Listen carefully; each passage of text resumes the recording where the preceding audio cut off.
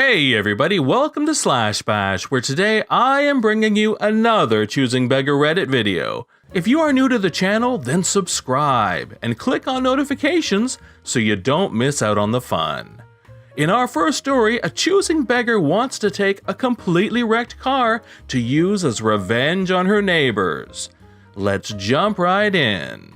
So I had this wrecked car. My wife crashed it into something. It turned out to not be repairable for less than the replacement cost, and it was sitting in my driveway gathering dust. I was planning to give it to a charity or the like for a tax deduction.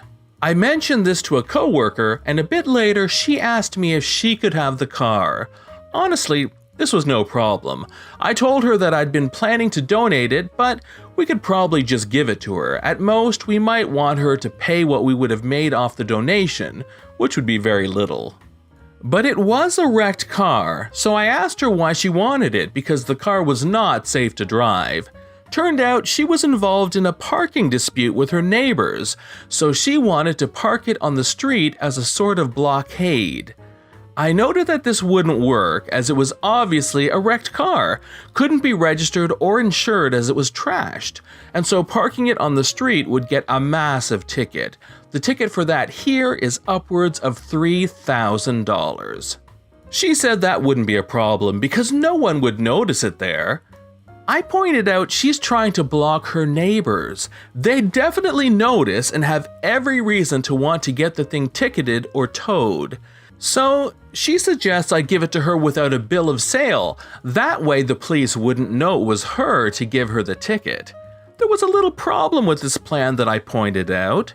That would mean the ticket would go to me instead. She tells me that if I got the ticket, I could just tell the police that I had sold it to some guy. We're both in a line of work where lying to the police would have way bigger consequences than just the usual. Being barred from working in our field would be an expected result. I told her no, that wasn't happening. I'd be happy to give her the car for free with a bill of sale, but otherwise no deal. Not only was she no longer interested, but she then started harassing me at work. So she wanted the admittedly wrecked car for free. She also wanted me to eat the $3,000 tickets that she would get for implementing her scheme to fight with her neighbors, and she wanted me to lie to the police and risk my career for her. When I said no, she raged out and made my life miserable for a few months until eventually she took it too far and was fired. In story number 2, we have a choosing beggar who loses her mind over a $5 cable. I was selling my gaming PC on OfferUp and got a massive amount of offers. Among them was a younger kid who just wanted something affordable to play Fortnite with his friends, so I gave him priority. I explained to him that there was no built-in or external Wi-Fi adapter and that I was always hardwired to my internet. He said it was fine and that he would be over shortly. About 30 minutes later, he arrives with his mother who drove him. He had to be no more than 15 years old. He takes a look at all of the items that I was including in the listing, peripherals and such, and says it'll work just great for him. We begin loading the items out to his mother's car when I hear her ask me, "So, it can connect to the internet, right?" Right off the bat aggressive for no reason. Well, yes, but it needs an adapter or a cable to plug directly into the internet. So where is that piece? I already told your son that I do not have the piece as I use the cable to plug in directly. Well then, you should drop the price $100 to compensate for that. I could tell her son was getting embarrassed as he began to load the items into her car even quicker. No, sorry, the price was already agreed upon. At this point, her son had already given me the money. Well, the part we need is super expensive, and so the price of the computer should be lowered so we can get that piece. Ma'am, the piece is literally $20 at Walmart, or you can just find a cable for cheaper. No, we are not leaving until we get the piece that we are entitled to. I honestly was so over it that I went inside and found a 3-foot Ethernet cable that no one at my house was using and gave it to her. This is it? It's tiny. It won't reach from his room to the internet. Well, your son already paid me and I am being nice and giving you a cable for free, so please take it or leave it. I'm going back inside. I told her son to enjoy the computer and let me know if he had any problems, and then promptly walked back into my house and closed the door. After about 5 minutes of sitting in front of my driveway, they left. I know this isn't as crazy as some other stories I've read on here, but I am still dumbfounded that she wanted to haggle the price $100 for a $5 cable. In story number 3, after 6 years of friendship, a choosing beggar breaks the final straw. I'm so sad, you guys. I really expected better from this choosing beggar. We've been friends for 7 years and we've been there for each other through a lot. I'm the godmother to his toddler, and if he's ever been in need, I've done what I can. Lately, he's been distant, not really talking to me unless he's popping up to tell me his latest money woes, and can I please do this or that for him or the baby? It was annoying, but I tried to be patient because, hey, we're all struggling out here. The final straw came last week. He pops up with his longest story. Lost job, baby mama's ex didn't share the tax money, etc., etc. I offer food. He tells me someone else gave him food, but he gave most of it away, all of it fresh produce, because he didn't want it. I offer diapers, baby food, etc. for the baby. He says they need it, but he really needs cash. I tell him I don't have any, but that I will work with one of my swap groups to get the baby what she needs. Then he comes right out and says it. He doesn't want food, diapers, medicine, nothing. He wants cash so he can buy weed and pills. My heart flipping broke. I am so disgusted. You deprived your child of fresh, healthy food during a pandemic where people are going broke just to buy bananas and milk. You're not putting gas in your truck to go find another job, nothing. And you have the nerve to come to me, a person who just got out of the hospital for COVID, for money to get high? Of course, I told him hell no. He tries to hit me up being all buddy every couple days, but I just ignore him. My parents used to pull this crap when I was a kid, and I am disgusted that someone I considered a friend would stoop so low. Feels bad, man. The update is that CPS has been called and they are sending an agent over tonight with the police. This has been a major emotional storm for me, but I know I did the right thing. Crying right now, but you guys were right. Better a little upset now than knowing I could have saved her and didn't. Thanks, everyone. Story 4 shows us a choosing beggar who acts like a child in KFC. Otherwise known as How to Get Banned from KFC. I worked at a KFC and A&W in my hometown. Honestly, it was my first job and I had just graduated from school.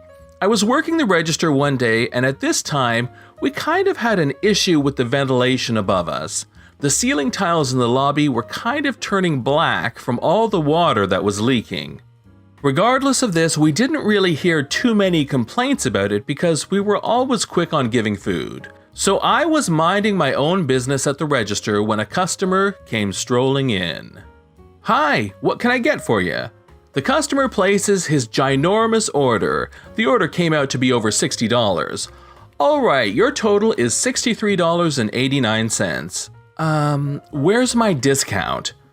Well, sir, we only offer discounts to seniors here. That's bull stuff. I'm not paying that much for food and eating in here. Look at this place. It's disgusting. I won't be paying a single cent. Well, no offense, but we can't do that. It's your choice whether or not you want to eat here or have it to go. No, I want to eat here and I'm not paying that much for my food. I'm sorry, sir, but we don't give out free food.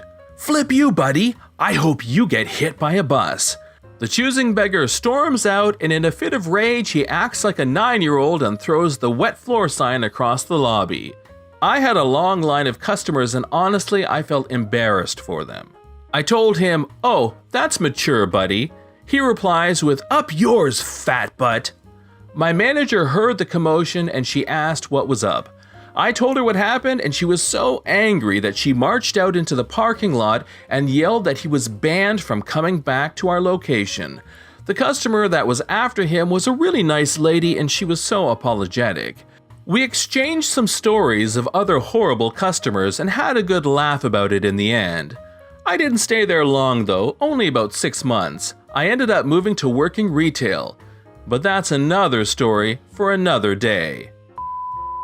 In our final story, we see what happens when a choosing beggar uses the classic line, "I found it for cheaper over at X." So I work at this jewelry store and we sell higher-end jewelry. Over the last couple of days, we have had the same type of people come in. There's one guy, we'll call him Chad, who calls multiple times a day and he always asks about a Rolex. Chad is looking at a $35,000 watch. How much is that watch? $35,000, but I can give it to you for 10% less. Mr. Boss, I had someone quote me $27,000 for that exact watch a couple years ago. Someone offers you that, then take that price. Chad then looks at a pre-owned Rolex for $13,900. How much is that watch? $13,900. What year? 2019. Okay.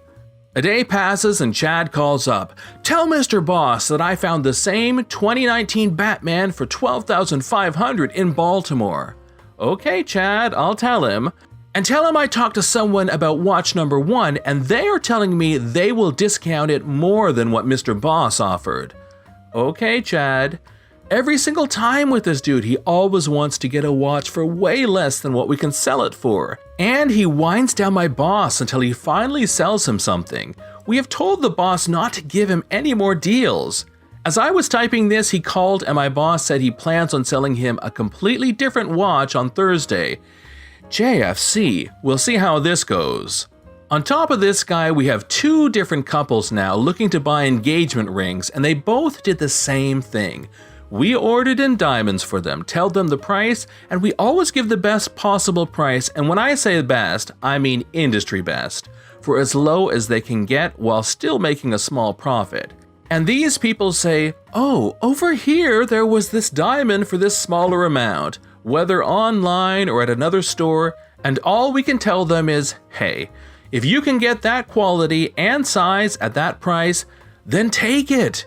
These people lie or end up getting an item they don't want just to try and get our products for less. It never works. This has been John from Slash Bash. Thanks for watching. If you've enjoyed the video and want to see more of them, then hit that subscribe button. We'd love for you to drop a like, share it with your friends, and we will see you in the next one.